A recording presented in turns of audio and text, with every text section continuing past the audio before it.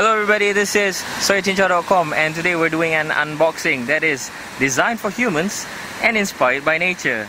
Obviously we're talking about the Samsung Galaxy S3 right here in Malaysia. So we're gonna unbox the device right now. Okay, let's do that. First of all, we're gonna talk about the color. There's two colors available. You have marble white, which is this one, and pebble blue. So in terms of design, pebble blue looks better personally. That's our opinion. But some people might like the white color version, but that glossy finish is not something that we're into.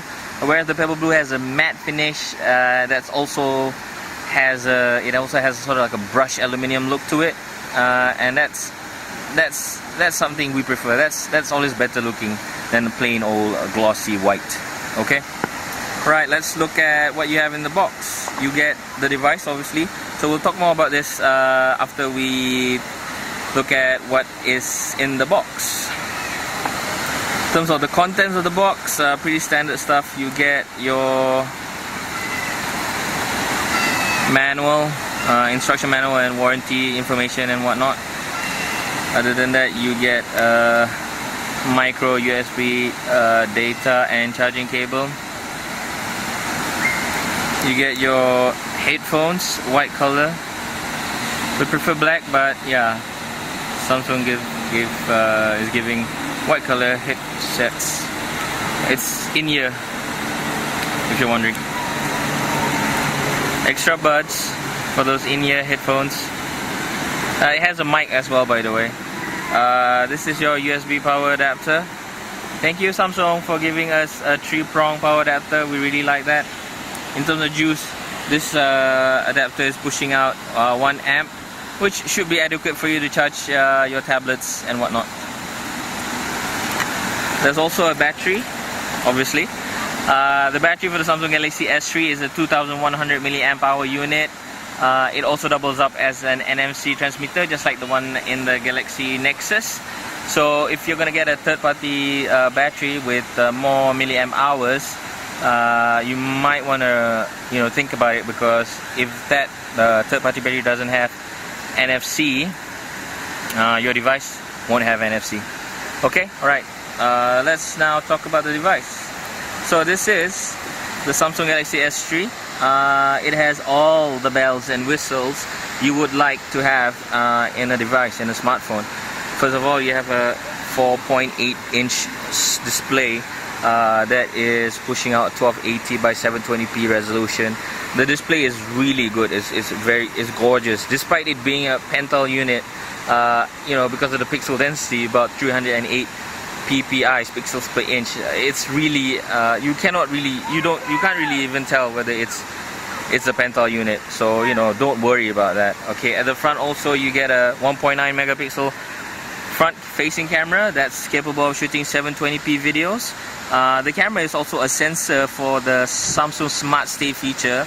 So what Smart Stay does is that the camera will look at your face while you're reading, while you're using the device. If you're browsing a website or reading a book on the device. So as long as you are looking at the device, the display will stay on. When you take your eyes away from the device and you look away from the screen, the camera detects that and will switch off the display automatically. You get a physical home button that's flanked by two capacitive buttons. The menu button is here and the return button is here. We'll talk more about that on our hands-on.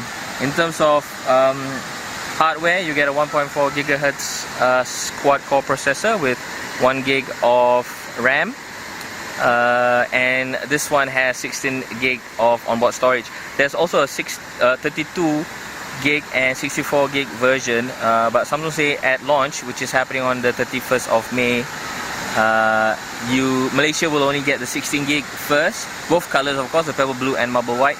The 32 gig will come a little later after that, but while Samsung say that the 64 gig will come as well, we don't have an indication of when that will happen, so that will probably depend on market response to the device.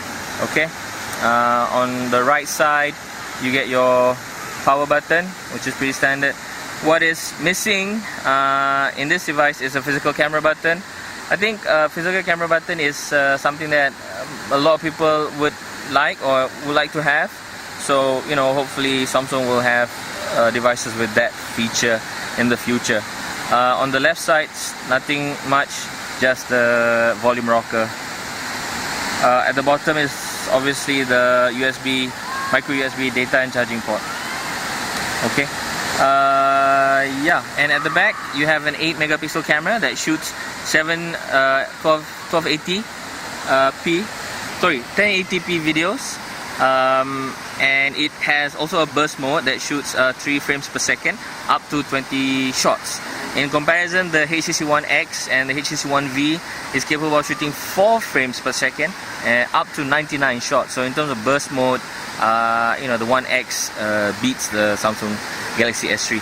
Both devices, however, are capable of taking pictures while recording video.